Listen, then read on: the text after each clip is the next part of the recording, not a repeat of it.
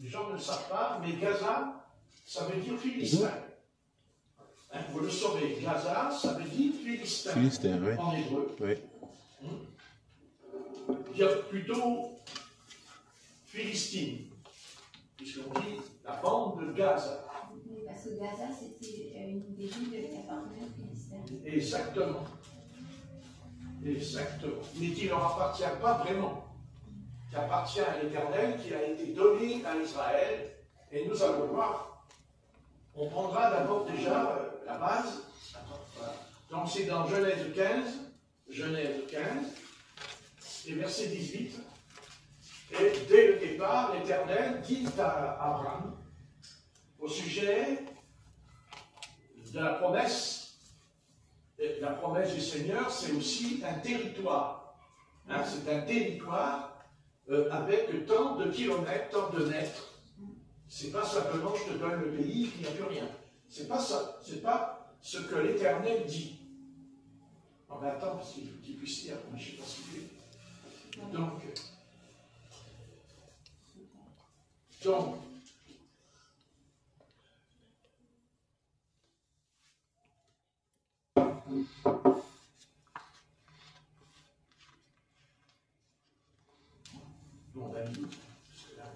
Alors, verset 18. oui. En ce jour-là, l'Éternel fit alliance avec Abraham et lui dit, je donne ce pays à ta postérité depuis le fleuve d'Égypte jusqu'au grand fleuve, au fleuve d'Euphrate, le pays des Kéniens, des Phéniciens, des Cadmoniens, des Étiens, des Phéréziens, des Rephaïm, des Amoréens, des Cananéens, des Girgasiens et des Jébusiens. Voilà.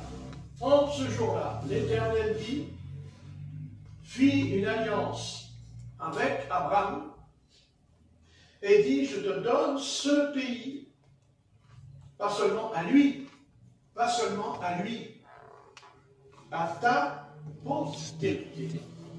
À ta postérité.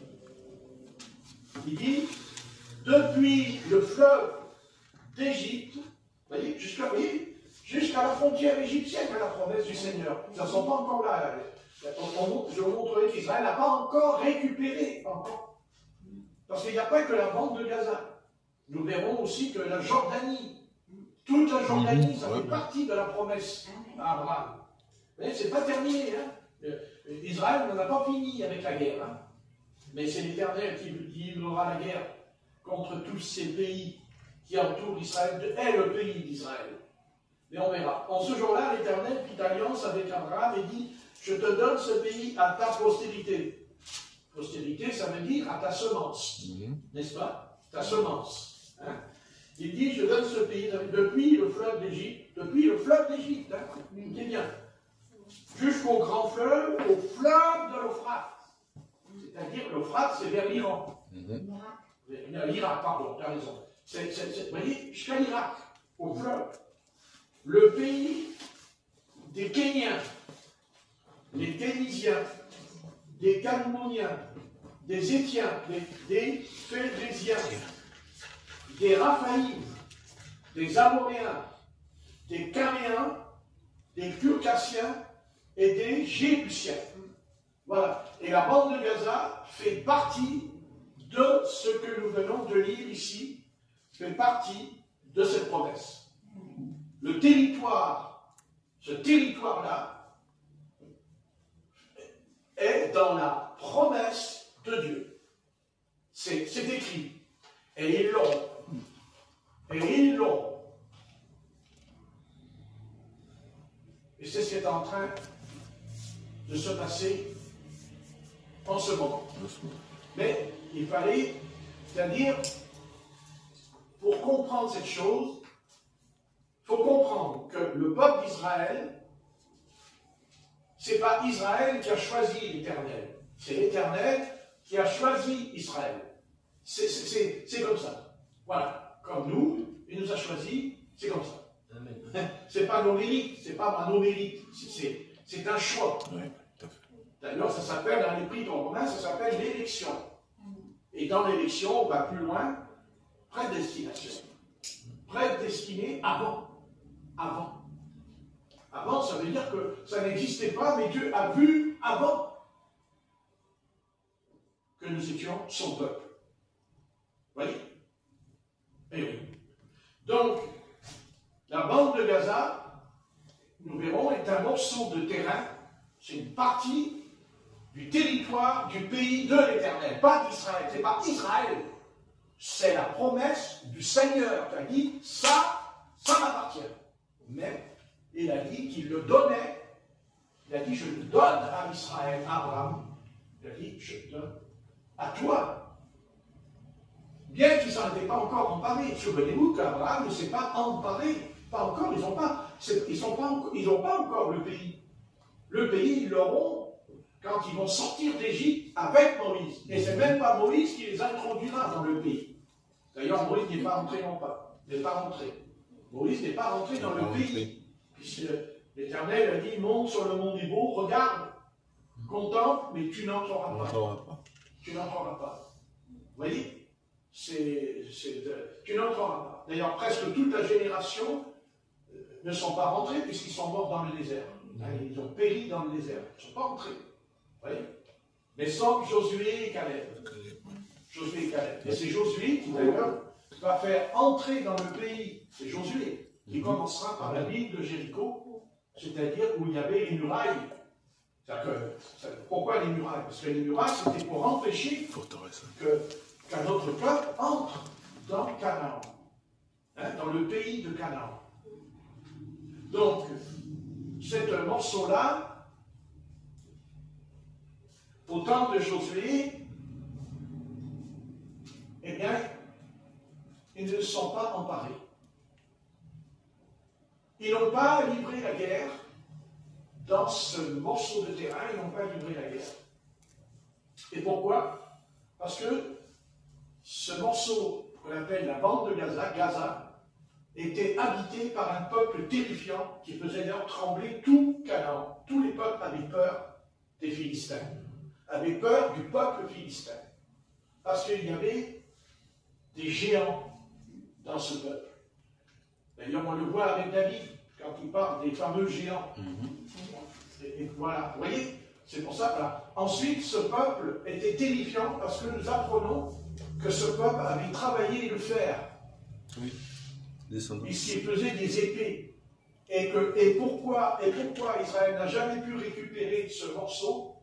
Parce que Israël n'avait pas les moyens de travailler le fer. Il ne pouvait pas. Il n'avait pas des armes en fer. Seuls les Philistins possédaient les armes. Et ils ont même empêché Israël, du temps de Jonathan, rappelez-vous, Jonathan, il dit qu'ils avaient empêché le peuple d'Israël de fabriquer des épées. Oui. Hein, tu l'as lu? Oui. Empêché de faire des épées.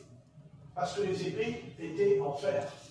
Et le peuple philistin était le seul peuple qui avait, un peu comme nous, la technologie, si vous voulez.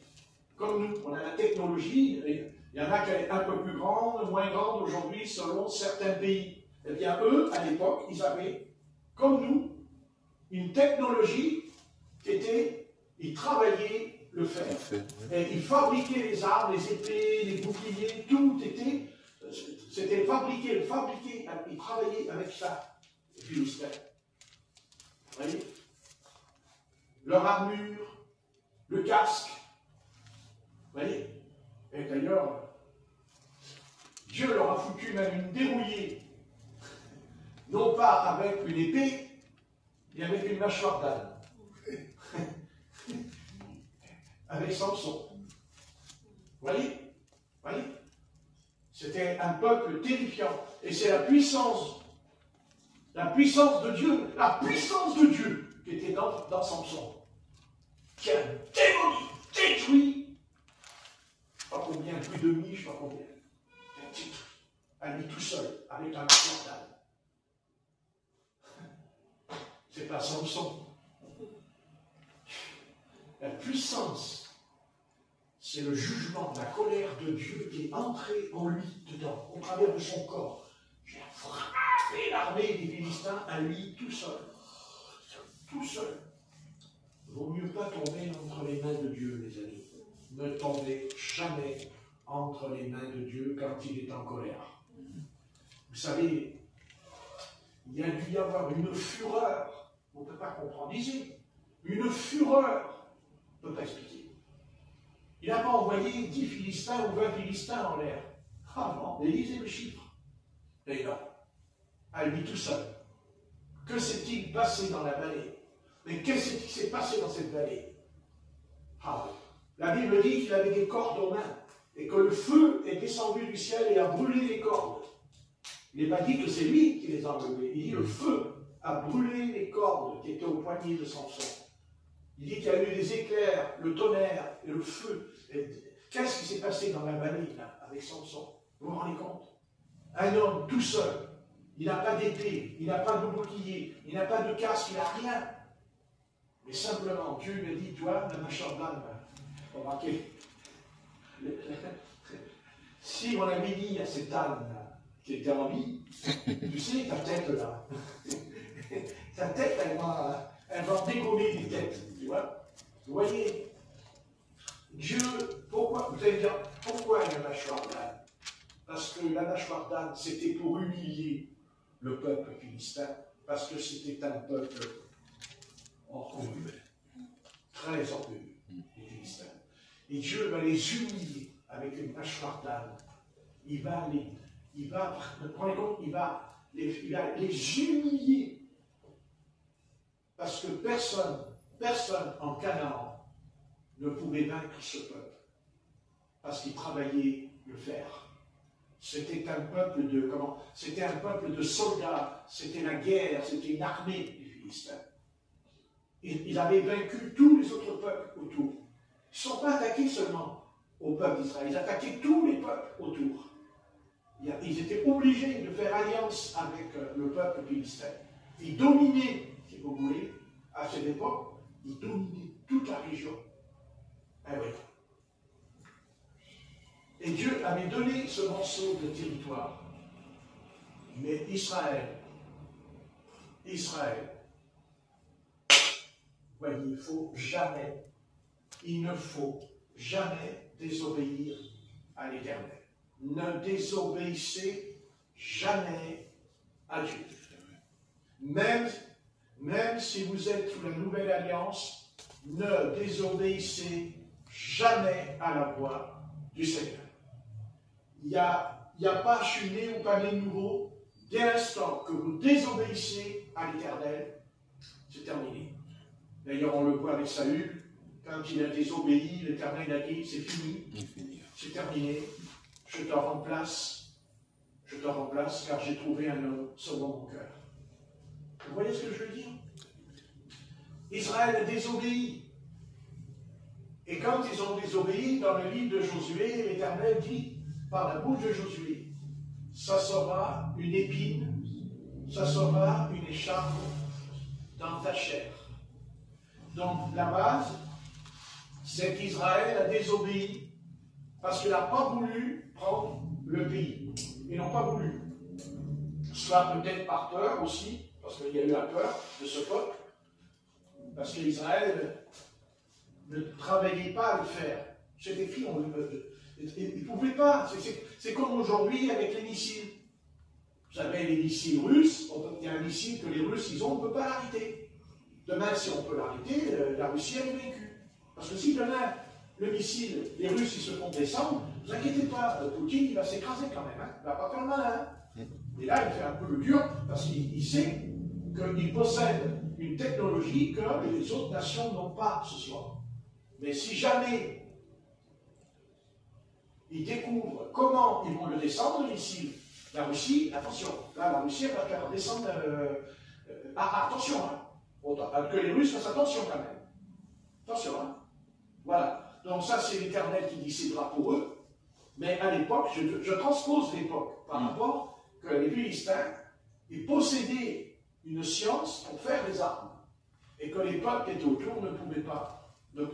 Et ni les peuples juifs non plus. Mais le peuple juif avait il y avait la puissance de Dieu avec eux. Amen. Puisque c'est l'Éternel qui leur a demandé de s'installer là, dans ce territoire.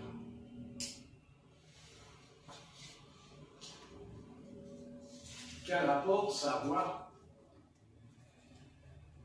avec nous ce soir? Quel rapport ça a à voir, on va dire, dans l'histoire du peuple d'Israël? Parce que la Bible nous parle de l'histoire. Donc l'histoire, c'est ce que Dieu dit à un prophète dans la Bible qui s'appelle Ézéchiel, le prophète Ézéchiel. Et l'Éternel va conduire Ézéchiel dans une vallée. Rappelez-vous. Et il y avait plein d'os dans la vallée. Plein d'os dans la vallée. Et l'Éternel dit à Ézéchiel, ce tas d'os que tu vois dans la vallée, c'est mon peuple. C'est mon peuple Israël. Mais comme Israël a désobéi à l'Éternel, ils ont désobéi. Ils ont perdu tout avec le roi Nebuchadnezzar. Ça a commencé avec le roi de Babylone. Ils ont été déportés, chassés de la Terre Sainte et transportés dans un pays païen, dans une nation païenne. Ils ont tout perdu pendant 70 ans. Mais la Bible nous fait bien comprendre que ce qui est écrit dans ce livre s'accomplira toujours. Même si ça a pris 70 ans, le prophète Daniel avait bien expliqué avec Jérémie, parce que c'est Jérémie qui en parle, que pendant 70 ans, Israël serait déporté de la Terre Sainte. Mais l'Éternel a dit à Israël, par la bouche de Daniel et de Jérémie, que Israël reviendrait, retournerait dans la terre promise. Et 70 ans plus tard, le Seigneur a ramené son peuple dans le territoire qu'il lui a donné. Il a ramené Israël là, dans le territoire. Il les a punis. Il a même détruit le temple avec Nebuchadnezzar. Mais Dieu, il va reconstruire le temple. Il ramène Israël pour refaire le temple, pour remettre le temple. Parce que l'humanité sera toujours sous la malédiction tant que le temple de Jérusalem ne sera pas reconstruit. Parce que l'Éternel siège, habite dans le ciel. Il a son temple. Là-haut, il y a le temple de l'Éternel. Et plus tard, nous verrons que ce temple, c'est nous. C'est nous. Mais en même temps, Dieu a voulu qu'il y ait un temple sur la terre, chez lui, dans son territoire, à lui, pour que les nations sachent que l'Éternel est Dieu. Et qu'il n'y a pas d'autre Dieu que l'Éternel. Et que tous les autres dieux que les nations vénéraient, adoraient, tous les cultes païens, diaboliques, Dieu a dit non. Non. D'ailleurs, il dit que pendant le règne des 1000 ans de paix et de justice sur la terre, il dit que le roi des rois habitera dans le temple. Et que les nations viendront une fois par an et apporteront la dîme et les offrandes à l'Éternel, quand le temple sera reconstruit. C'est pour ça qu'il y a une telle violence dans le Moyen-Orient. La violence, cette guerre terrible qu'il y a dans le Moyen-Orient est terrible. Parce que ce que vous voyez aux informations, ce n'est qu'une goutte d'eau de ce qui se passe là-bas. Car croyez-moi, je vous conseille de ne pas y aller, parce que votre vie serait en danger. Tous les jours. Dieu sait que le temple va être reconstruit, c'est écrit dans Isaïe, ils le reconstruiront. Ils referont les sacrifices, c'est écrit dans Isaïe. Et c'est ce qu'ils sont en train de préparer. Mais le temple de Jérusalem, le temple là, il est prêt, il va venir, il est prêt, c'est carré, ils vont l'amener. Ils ne vont pas le faire, il est aux États-Unis, le temple de Jérusalem, il est préparé. Ils ont tout préparé, tous les hôtels, tout. Mais ils ne peuvent pas encore l'installer. Parce qu'il faut d'abord qu'ils récupèrent la bande de Gaza. Et quand et là, ils vont le faire, ils vont pas la récupérer dans 20 ans. Maintenant, là, ils vont. C'est pour ça que, vous n'avez pas vu, ils détruisent les immeubles, tout par terre. Il y a plus de 2 millions de Gazaouis qui sont partis, ils ont dit. Ils sont partis. Nous pensons que c'est Israël. Nous pensons que c'est les Juifs qui font ça. Oui, c'est mal, oui, c'est pas bien. Nous verrons dans la Bible, non, c'est Dieu qui a dit maintenant vous dégagez. C'est Dieu qui a dit maintenant vous partez. C'est fini. Pourquoi? Parce que pendant 2000 ans, Israël a été privé de sa terre sainte. Pendant 2000 ans, ils n'étaient pas un État, ils n'étaient pas un peuple. Vous voyez, c'est ça. Et Dieu, lui, qu'est-ce qu'il fait? Il a dit dans la vallée, avec Ézéchiel, il a dit, regarde les eaux, regarde. Il dit, et d'un coup, il dit, prophétise. Et le souffle de Dieu, le souffle descendu dans la vallée, et les eaux, ils ont commencé à bouger. Et tout. C'était l'armée de l'Éternel qui était dans la vallée. C'est l'armée d'Israël. Que vous voyez aujourd'hui, cette armée de Tsal, c'est elle qui était dans la vallée. C'est elle qui est dans la vallée. Elle ressuscite, elle revient. Mais attention, ils n'ont pas encore reçu le baptême du Saint-Esprit, puisqu'il dit plus tard, il dit souffle, le vent viendra. Voyez, donc pour l'instant, ils sont revenus. Ils ont retrouvé la terre promise, comme les autres qui étaient dans la vallée. Ils se lèvent, ils bougent, et Dieu leur donne une chair. Ils vont recevoir une chair. Vous direz. Ils reçoivent la chair sur eux. Au début, ce sont des os. Ils sont morts dans la vallée. Mais Dieu va ressusciter. Il va ressusciter ce peuple qui est dans la vallée. C'est le peuple juif, c'est le peuple d'Israël qui est dans la vallée. Mais ils sont morts. Pourquoi? Mais parce qu'ils ont été privés de la terre promise. Ils ont été chassés de la terre promise. Pour eux, ça a été terminé. Une fois que le Messie est venu et qu'ils n'en ont pas voulu, alors Dieu les a conduits dans cette vallée. Et pendant 2000 ans, ils ont attendu 2000 ans pour que les eaux bougent, pour que Dieu leur donne une chair. Et le 14 mai 1948 de notre ère, le peuple d'Israël retourne dans la terre promise et redevient un État, une nation. Car dans la vallée, cette nation était dans la vallée, mais c'était un tas d'os. Mais Dieu a fait une promesse. Israël, je te ramènerai. Et Dieu, il a ramené son peuple. Et Dieu sait qu'ils ont tout fait pour que, depuis que nous sommes spectateurs de la prophétie, nous vivons la prophétie biblique. Et Dieu ne s'est pas arrêté là. Il faut que le peuple d'Israël s'empare de tout le territoire que Dieu lui a donné. Et la bande de Gaza est un territoire qui appartient à l'Éternel. C'est l'Éternel, c'est à lui. Et croyez-moi, il n'y a aucun doute que ça se fera. Et croyez-moi que ça va se faire avec beaucoup de douleur, avec beaucoup de gens qui vont mourir.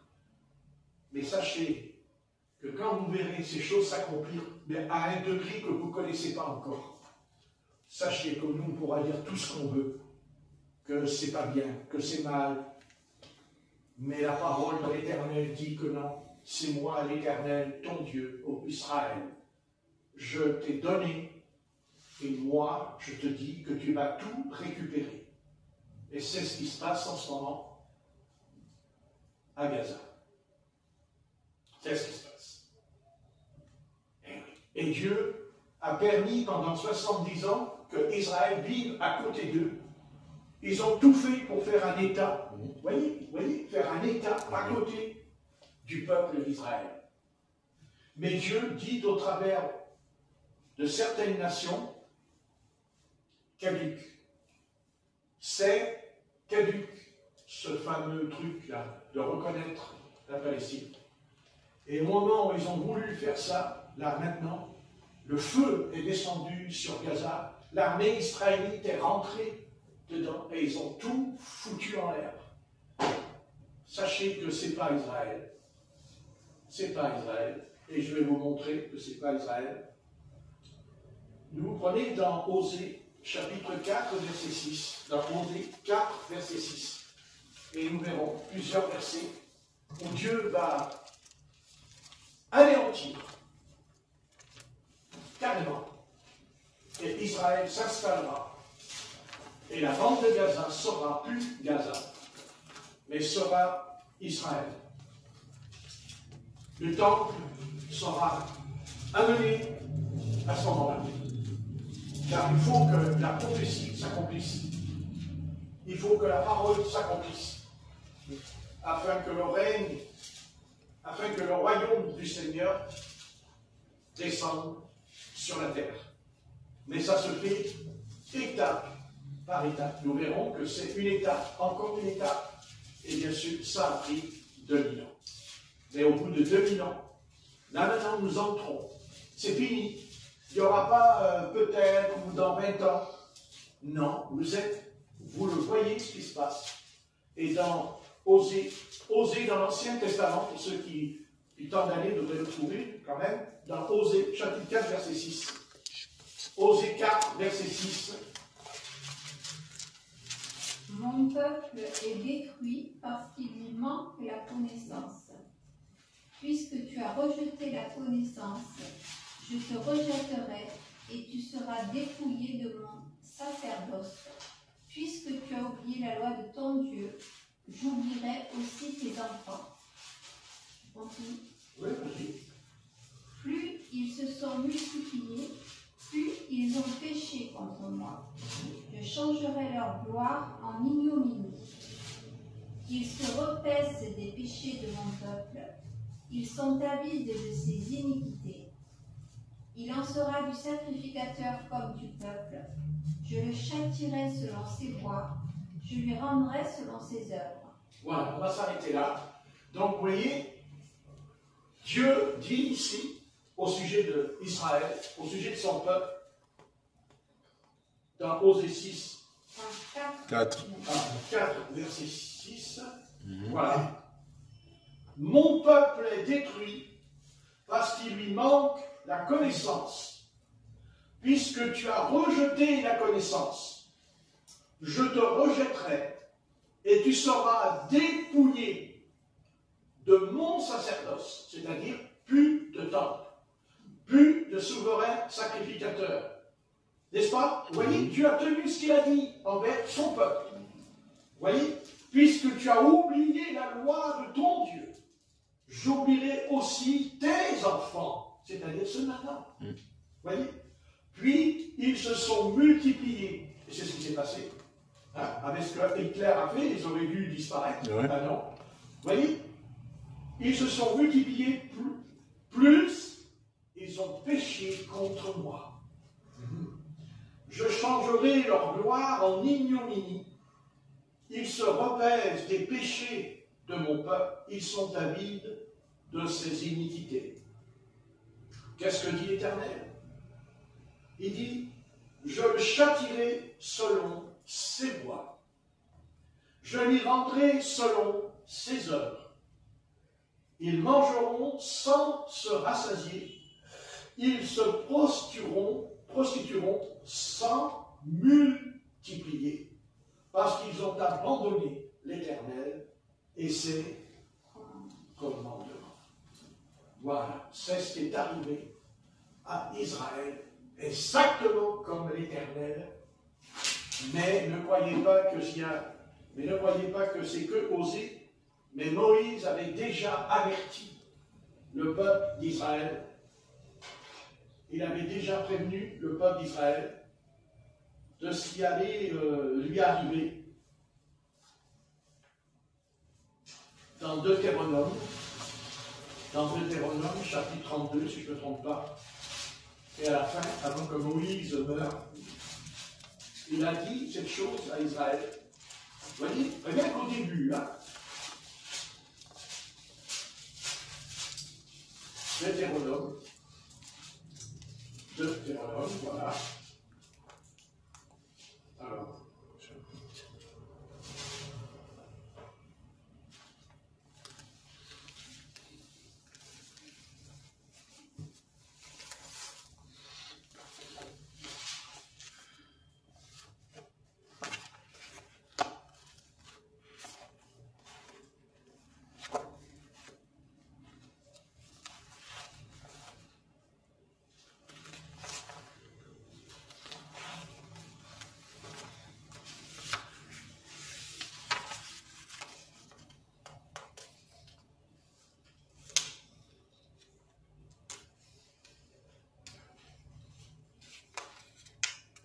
Deutéronome, verset 44. Deutéronome, verset 44. Deutéronome, chapitre, excusez-moi, chapitre 32. Voilà. Parce que j'ai pas dit le chapitre. Non. Voilà.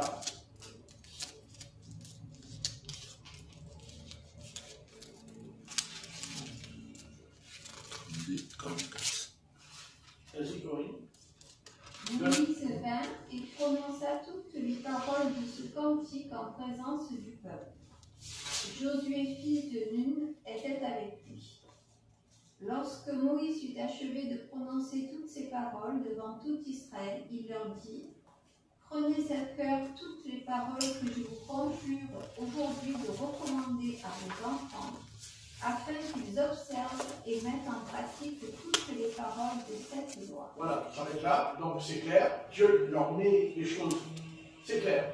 Maintenant, moi je vous ai donné les paroles, soit vous les mettez en pratique, soit vous ne le faites pas, et pour vous, c'est le chaos, c'est la destruction. Il n'y a pas de doute, c'est ce qui s'est passé. On va prendre dans Deutéronome chapitre 29, Deutéronome chapitre 29, verset 21.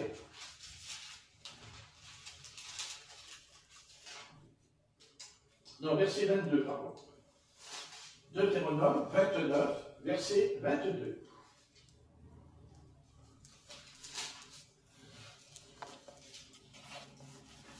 Les générations à venir, vos enfants qui naîtront après vous, et l'étranger qui viendra d'une terre lointaine, à la vue des plaies et des maladies dont l'Éternel aura frappé ce pays, à la vue du soufre, du sel, de l'embrasement de toute la contrée, où il n'y aura ni semence, ni produit, ni aucune herbe qui croisse, comme au bouleversement de Sodome, de Gomorrhe, d'Adma et de Tseboïm, que l'Éternel détruisit dans sa colère et dans sa fureur. Voilà. Est-ce que l'Éternel leur fait un cadeau là? Non. Non. Eh non. Juste à parler du jugement de Sodome et de Gomorrhe. Pour eux, c'est écrit, tu peux le lire, on relit, si tu veux bien sûr. Alors. Je relis tout ou que le passage Non, tu relis à partir du verset 32, c'est ça? 22. Les générations à venir. Écoutez bien, les générations à venir. Vos enfants qui naîtront après vous, et l'étranger qui viendra d'une terre lointaine, à la vue des plaies et des maladies dont l'Éternel aura frappé ce pays, à la vue du soufre, du sel, de l'embrasement de toute la contrée, où il n'y aura ni semence, ni produit, ni aucune herbe qui croisse, comme au bouleversement de Sodome, de Gomorrhe, d'Adma et de Tseboïm, que l'Éternel détruisit dans sa colère et dans sa fureur. Voilà. C'est exactement ce qui va arriver pendant 2000 ans. Oui. Ça commence à 21 versets. Vas-y. C'est ça? Non, 22. Ah. Non, Voilà. Non, moi verset 11. moi je l'ai aussi, mais c'est 21. Parce que, vous voyez, le peuple d'Israël a été... Quand on a lu que l'Éternel lui a dit tu n'as pas la connaissance, Osée. dans Osée, mais c'est l'Éternel qui dit à Israël, tu n'as pas la connaissance. C'est parce que l'ennemi d'Israël, le véritable ennemi d'Israël, il n'est pas à l'extérieur, il est à l'intérieur. C'est là que se trouve l'ennemi d'Israël, à l'intérieur. Parce que si Israël avait écouté Jérémie, c'est-à-dire de l'intérieur, jamais Israël aurait été déporté à Babylone. Donc le véritable ennemi, ce n'était pas Nebuchadnezzar, c'est un ennemi, mais ce n'était pas leur ennemi vraiment. L'ennemi d'Israël, c'était chez eux, en eux, parce qu'ils ont fait mourir leurs prophètes, qui les avertissaient, qui les exhortaient même avant le malheur d'arrêter. Parce que tout ce que dit Moïse et tout ce qu'a écrit Josué à leur sujet, car Moïse il dit, je trouverai le passage, quand je lis, je n'arrive pas trop à fixer, mais je l'ai écrit, Moïse dit, je sais, dit Moïse, que vous allez désobéir à l'Éternel. Et Josué a dit aussi, je sais que vous désobéirez à l'Éternel, avant qu'ils désobéissent. Et c'est exactement ce qu'ils ont fait. Constamment, ils ont désobéi, et Dieu les a punis, Dieu les a châtiés, en les chassant de son pays, de sa promesse. Mais malgré qu'il les a châtiés, et malgré qu'il les a punis, il a fait une promesse. Il a dit, je ramènerai mon peuple dans la terre promise. Et ça a pris 2000 ans, bien aimé. Vous savez ce que c'est 2000 ans d'histoire? Personne n'aurait cru un seul instant, non, personne, ni les Arabes, personne n'aurait cru que le peuple d'Israël, le 14 mai 1948, le peuple d'Israël il va renaître de ses cendres. Parce que c'est ce peuple-là qui était dans la vallée avec Ézéchiel. C'est ce peuple-là. Vous voyez Dieu. Qui est Dieu? Qui est Dieu? Eh bien, Dieu, c'est la vie. La vie. Amen. Car déjà dans la vallée, nous avons une preuve qu'il y a la résurrection. Car ils sont morts et ils ressuscitent. Seulement la résurrection d'Israël, pour l'instant, elle n'est pas spirituelle. Elle est charnelle. Elle est physique. C'est-à-dire qu'ils sont retournés physiquement. Dieu a ramené le peuple d'Israël physiquement. Leur corps les a ramenés. Mais avant, il a soufflé dans la vallée pour que les eaux bougent, se rassemblent. Vous verrez, il dit qu'ils se tiennent debout. Mais ils n'ont pas encore de chair. Ils n'ont pas encore la chair. Ce que des os. Mais qui sont réveillés, qui ne dorment plus. Et là, Dieu leur donne la chair. Et ce peuple va sortir de cette vallée, la vallée de la mort. Il sort de là. Et Dieu va ramener ce peuple qui était mort dans la vallée. Il va le ramener, il va retourner, et Jérusalem redevient sa capitale. Parce qu'il y a plein de prophéties aussi sur Jérusalem, dont Dieu leur a enlevé, mais dont Dieu va leur redonner Jérusalem. Mais ça a pris 2000 ans. Un peu comme nous, avec l'enlèvement. Avec l'enlèvement. Exactement pareil. Et si Dieu a ramené Israël, alors sachez que l'enlèvement aura lieu. Sachez que Dieu viendra vous enlever. Comme il a ramené Israël, et même il va ramener Israël plus tard, pas encore, spirituellement. Parce que dans Joël 2, et c'est là que les pasteurs, ça ne va pas, les pasteurs, avec les prophéties. Quand il dit que je répandrai mon esprit sur toute chair, vos jeunes gens, jeunes filles prophétiseront, ça, le peuple d'Israël ne l'a pas encore vécu. Pour l'instant, Israël est revenu sur le plan physique.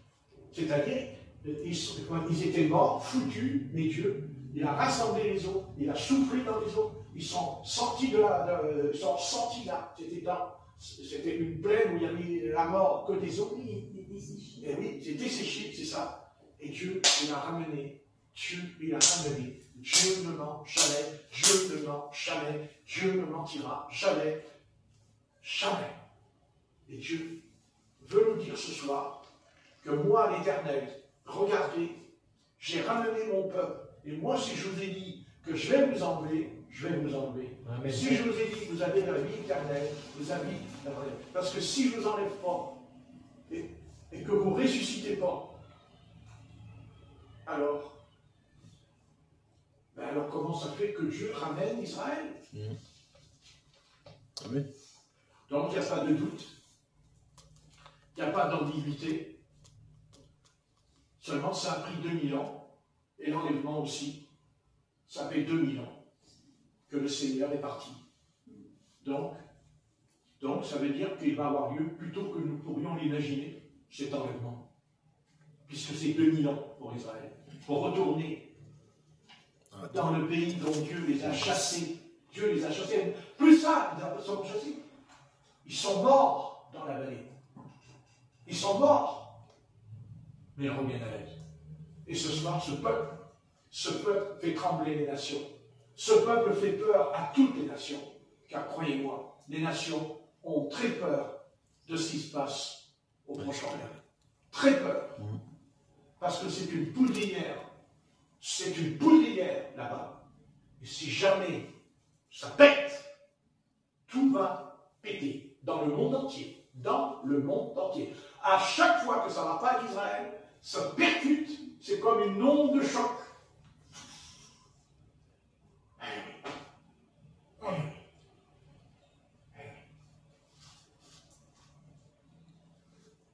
Regardez. Ça fait 70 ans qu'ils veulent reconnaître l'État palestinien. Un État à côté de l'État d'Israël. Juste à côté, là. Ils se touchent. Ils n'ont jamais pu le faire.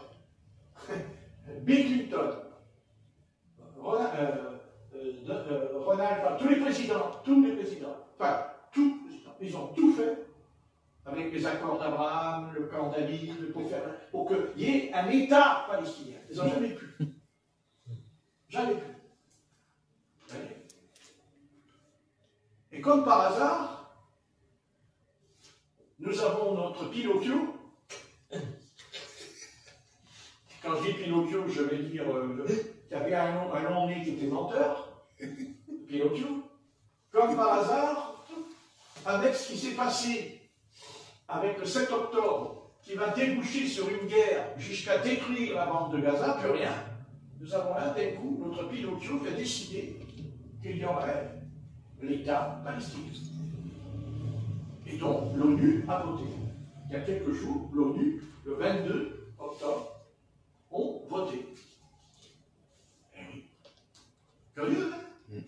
C'est-à-dire qu'en même temps, ils rasent la bande de Gaza, ils savent que là, Israël va s'installer, parce qu'ils récupèrent. Mais ce n'est pas Israël qui récupère, c'est pas Israël qui récupère, c'est pas Israël qui récupère, c'est l'Éternel. Et là, ils vont faire joujou, pas avec Israël, ils vont faire joujou avec Dieu. Parce que Dieu, il a dit, non, ça, je l'ai donné à Israël. Mais Israël a désobéi. Israël n'a pas obéi à Josué. D'accord? Je les ai punis. On vient de le dire. Je les ai punis. Très bien. En fait, j'ai commencé à l'envers. Voilà. D'accord? Je les ai punis. Juge 3. Juge 3. Livre des Juges, chapitre 3, du verset 1 à 3. On va lire dans le livre des Juges. Parce que je veux appuyer sur le passé de ce peuple, son passé. Car n'oubliez pas que le peuple d'Israël a un passé, le peuple d'Israël a un présent, et le peuple d'Israël a un futur.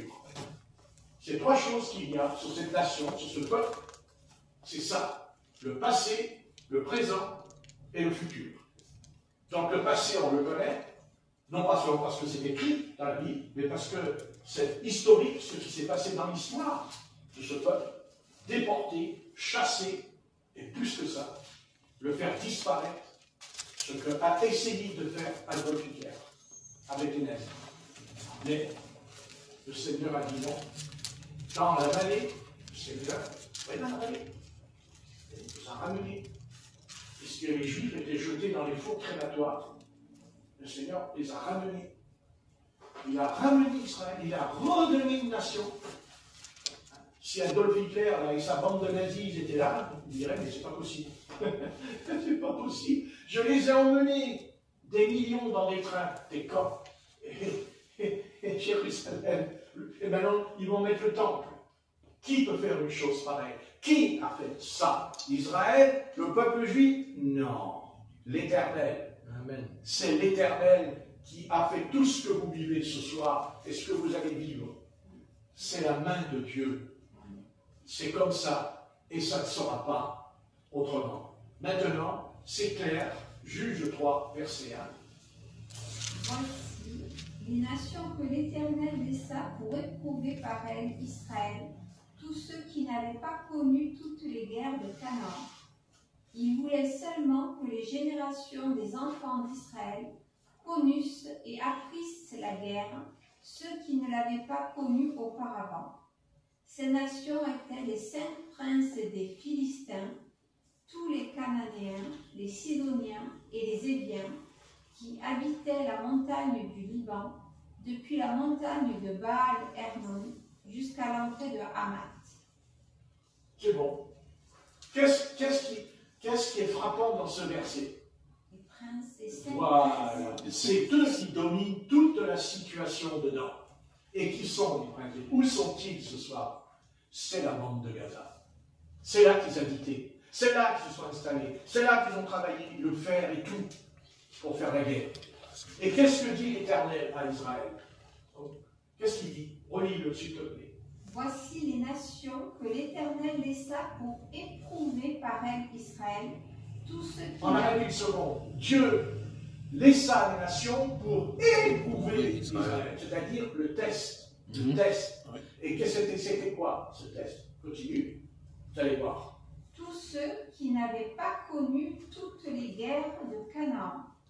Il voulait seulement que les générations des enfants d'Israël connussent et apprissent la guerre. Amen. Apprissent la guerre. Génération, nouvelle génération. L'ancienne et la nouvelle. Et la nouvelle génération. La nouvelle, c'est Ouais. qui?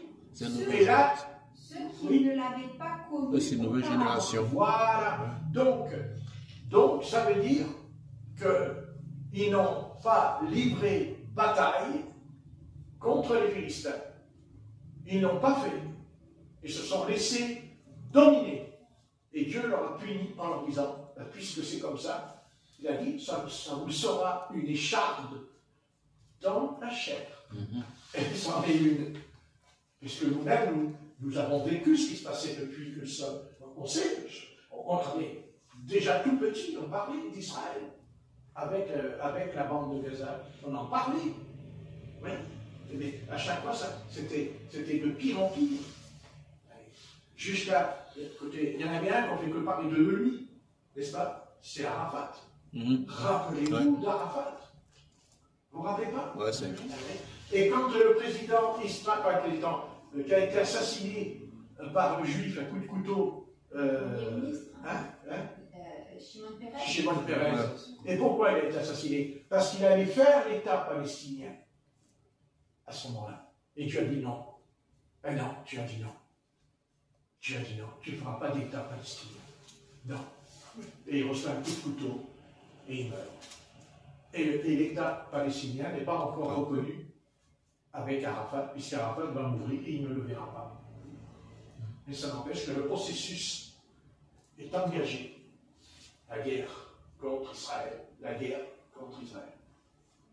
Et tant qu'Israël refusera de faire la guerre à ses ennemis, Israël sera vaincu. Et quand Israël fait la guerre, l'Éternel est avec lui. Et les nations à l'ONU, ils peuvent discuter tout ce qu'ils veulent, ça ne changera rien. Israël continuera, parce que ce n'est pas Netanyahou, ce n'est pas l'armée de Tchad, non, c'est l'Éternel qui a dit non. Non. Parce que nous allons voir que c'est écrit là, dedans. C'est écrit dedans. Que la bande de Gaza, La Gaza, Israël l'aura. Et c'est pas fini. Je ne vais pas aller plus loin, mais c'est pas fini. Parce qu'il va falloir qu'il récupère toute la Jordanie. Oui, oui, oui, oui. Jusqu'au Liban. Jusqu'au Liban. Pas fini, donc ça va. Et les nations vont se dresser contre Israël, parce qu'ils vont vouloir empêcher tout ça. C'est ce qu'ils font déjà, puisqu'ils traitent Israël de criminel, de génocide, ils ont dit. Israël a fait génocide tout à l'heure. J'ai écouté. Non. Parce que si c'est Israël qui a fait un génocide, alors c'est Dieu qui a fait un génocide. Selon Dieu, il a dit qu'il va les détruire.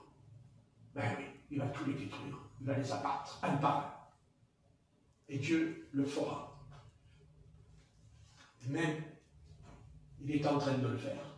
Parce que ça doit conduire au retour du Seigneur, qui posera ses pieds sur le mont des Oliviers, en face de Jérusalem. Parce que le royaume des cieux va descendre, et Dieu établira, pas seulement Israël, mais l'humanité tout entière va vivre pendant 1000 ans la paix et la justice sur la terre. Mais il y a un processus qui se fait. Et l'épine, parce qu'une fois qu'Israël va récupérer, et ne vous inquiétez pas, le président des ennemis, il est d'accord avec eux, parce que croyez-moi, il est d'accord avec eux, puisqu'ils veulent en faire comme à Los Angeles dedans. Oui, il a dit. Oui, ils veulent faire un truc comme à Los Angeles, il a dit. Et les Juifs aussi sont d'accord avec le président. Oui, il a dit qu'il va faire au Los Angeles un truc comme Dallas. Dallas, ouais. Voilà, c'est le mot qu'il a dit. Ouais. Vous voyez, est-ce que je veux dire? Mais qu'importe ce qu'ils feront. Qu'importe ce qu'ils feront. Parce que de toute façon, que ça soit eux ou que ça soit d'autres qui ne s'imaginent pas un seul. D'ailleurs, je vais vous dire franchement, peut-être que je pense que l'Éternel va amener beaucoup de monde là, surtout les milliardaires. Parce que les milliardaires, ils vont arriver, là. Vous allez voir les immeubles qu'ils vont construire. Ça, mais Dieu, il va descendre et puis il va nous souffler ce truc-là. Vous voyez? Oui. Mais il sait ce qu'il fait, l'Éternel. Parce qu'il va amener tout ce beau monde là, qui est dans le péché jusqu'au bout. Et il va rentrer en jugement. C'est certain. Mais ça ne changera rien. À un moment donné, ça ne changera rien. Et c'est pour ça que Satan fait tout, là. Il a tout fait, Satan, l'ONU, là.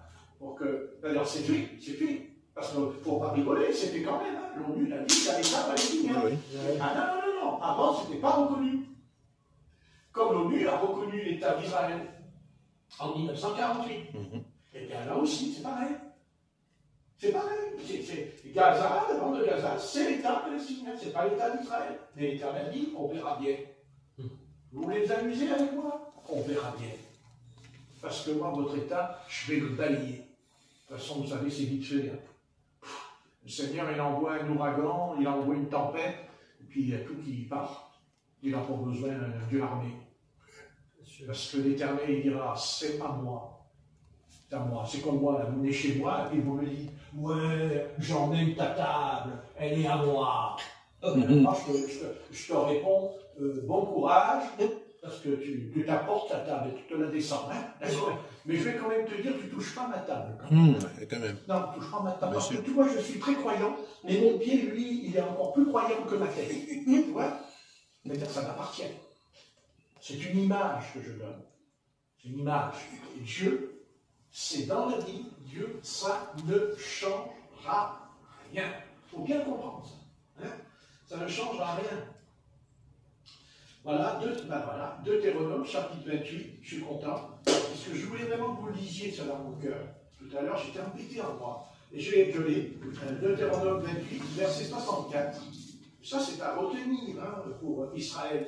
Même maintenant, ils auraient besoin de lire ce passage. N'est-ce pas? Parce qu'ils l'ont, ce passage, puisque ça fait partie du Pentateuque, des 5 livres qui s'appellent la Torah. Donc, dans la Torah, qu'est-ce que leur dit l'Éternel au chapitre 28 et verset 64?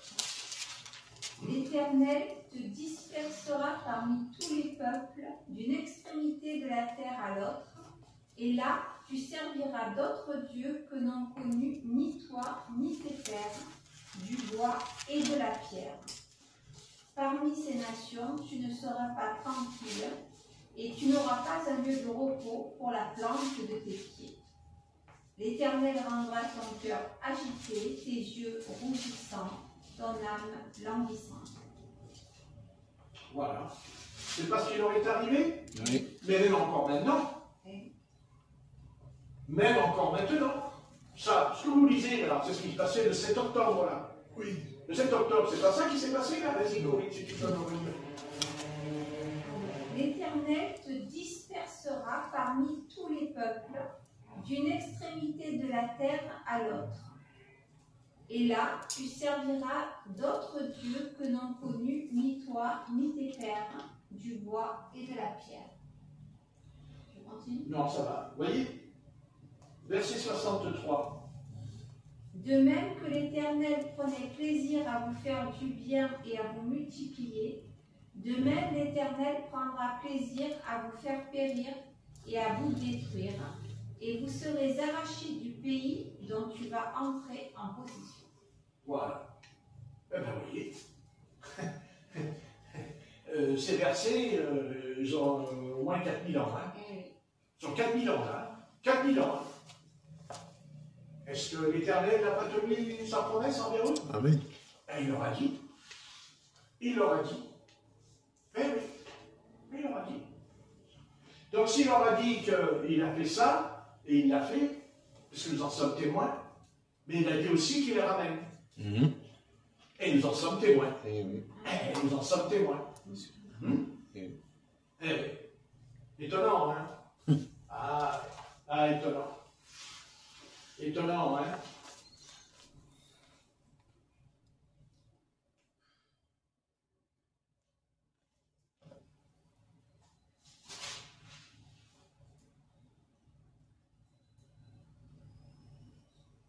Voilà. Deutéronome, chapitre 28 et verset 64. 15. Ah, 28, verset 15.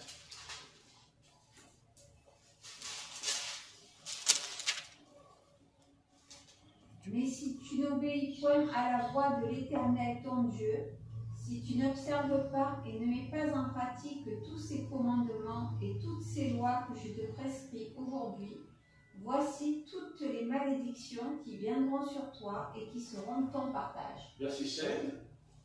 Tu seras maudit dans la ville et tu seras maudit dans les champs. Ta corbeille et ta huche seront maudites. On s'arrête là.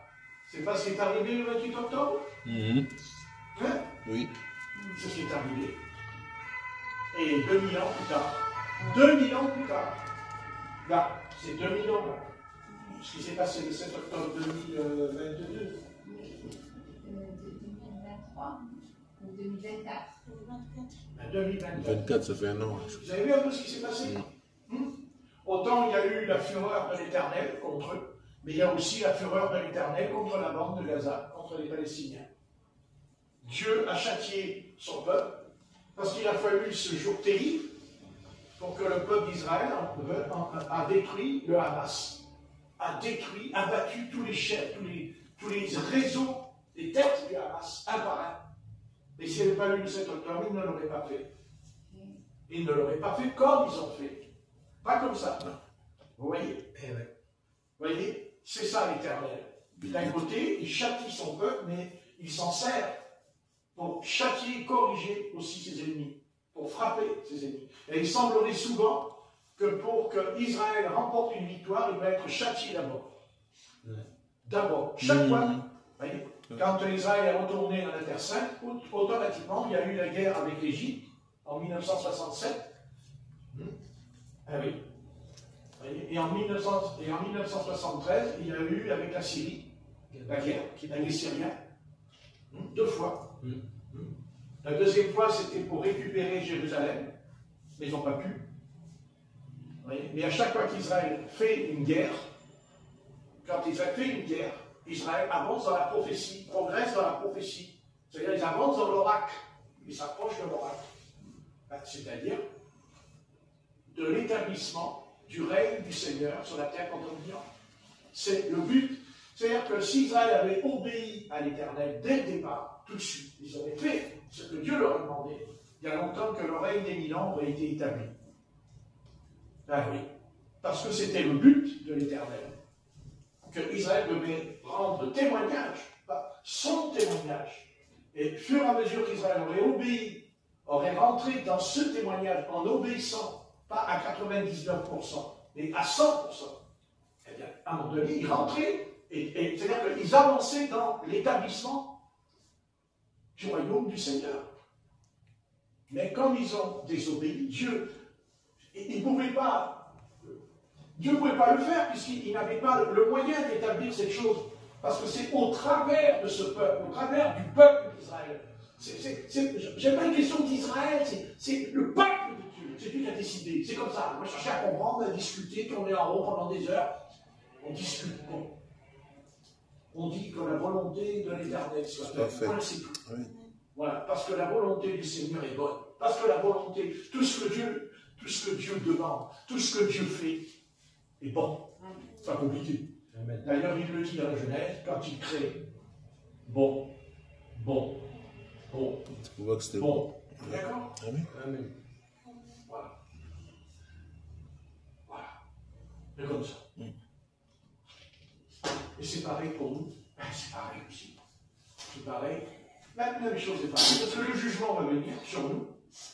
Et ce jugement, nous, c'est l'enlèvement. T'es enlevé ou t'es pas enlevé. Ah! Parce que je vous garantis que si on n'est pas enlevé,